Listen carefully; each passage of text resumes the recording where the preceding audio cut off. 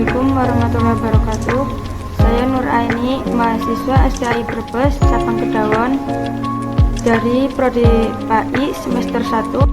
Saya akan menjelaskan sedikit materi Ulumul Quran tentang menjelaskan perkembangan ilmu qiraat. Ilmu qiraat adalah cabang ilmu yang sangat penting dalam tradisi Islam, khususnya dalam konteks membaca dan memahami Al-Quran. Sejak diturunkannya Al-Quran kepada Nabi Muhammad SAW, cara membaca yang benar dan baik telah menjadi perhatian utama bagi umat Islam. Qiraat bukan hanya sekedar teknik membaca, tapi juga mencakup aspek spiritual dan kultural yang mendalam. Pembaca Al-Quran yang benar tidak hanya memberikan keindahan suara, tetapi juga mempengaruhi pemahaman makna yang terkandung di dalamnya. Tujuan mempelajari ilmu qiraat. Ilmu qiraat adalah ilmu yang mempelajari cara membaca Al-Quran dengan berbagai variasi bacaan yang telah diturunkan kepada Nabi Muhammad SAW. Tujuan mempelajari ilmu qiraat antara lain: yang pertama, memelihara keesaan Al-Quran.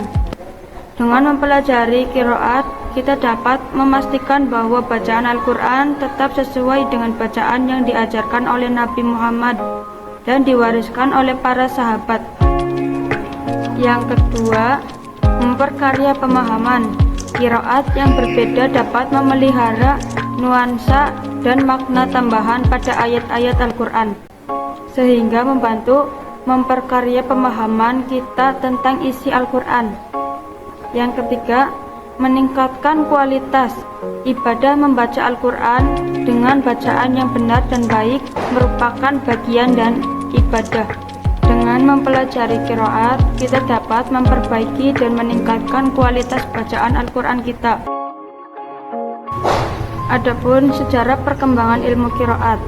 Perkembangan ilmu qiraat dimulai sejak masa Nabi Muhammad SAW, ketika beliau mengajarkan Al-Quran kepada para sahabat dengan berbagai cara bacaan.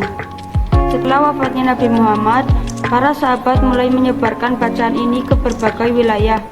Pada abad ke-8 Masehi, para ulama mulai mengkodifikasi bacaan-bacaan ini menjadi bentuk yang lebih sistematis. Pada masa Nabi Muhammad SAW, Al-Quran diturunkan secara bertahap dan dibaca oleh para sahabat dengan berbagai cara sesuai dengan penekanan dan intonasi yang telah diajarkan oleh Nabi. Para sahabat seperti Ubay bin Ka'ab dan Abdullah bin Mas'ud sangat berperan dalam menyebarkan bacaan Al-Quran. Pada zaman tabi'in, setelah masa sahabat, generasi tabi'in melanjutkan tradisi ini dengan lebih terstruktur.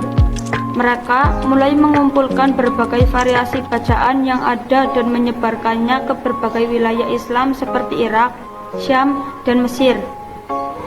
Pada zaman abad pertengahan, pada abad ke-8 hingga abad ke-10 Masehi, para ulama seperti Imam Abu Amr Ad-Dani dan Imam Ibnu Mujahid berperan penting dalam mengkodifikasikan ilmu qiraat. Mereka menetapkan 7 qiraat mutawatir secara meluas dan menulis karya-karya penting tentang ilmu ini. Adapun jenis-jenis ilmu qiraat, terdapat 7 qiraat mutawatir yang diakui secara luas. Yang pertama, qiraat Hafs. Yang kedua, qiraat Wars. Yang ketiga, qiraat Ad-Duri. Yang keempat, qiraat Abu Amr. Yang kelima, qiraat Ibnu Katsir. Yang keenam, qiraat Al-Kisai. Yang ketujuh, qiraat Yakub. Masing-masing qiraat ini memiliki sanad atau rantai periwayatan yang jelas hingga sampai kepada Nabi Muhammad SAW, menjadikannya sah untuk dipelajari dan diamalkan. Dan yang terakhir, adapun kesimpulan. Dalam perkembangan ilmu qiraat di era modern, terdapat beberapa tantangan yang harus dihadapi. Salah satu tantangan utama adalah perbedaan pemahaman di antara para pembaca dan peneliti. Hal ini dapat menyebabkan kebingungan dan kesalahpahaman dalam praktik bacaan. terutama di kalangan generasi muda yang mungkin tidak memiliki akses langsung kepada guru atau sumber belajar yang tepat. Selain itu, kesulitan bahasa menjadi hambatan bagi individu yang tidak berbahasa Arab, sehingga mereka mungkin kesulitan untuk memahami nuansa dan makna yang terkandung dalam bacaan Al-Quran. Itulah sekian dari saya, kurang lebihnya mohon maaf. Jika ada kesalahan kata dan bicara mohon dimaafkan. Sekian, terima kasih. Wassalamualaikum warahmatullahi wabarakatuh.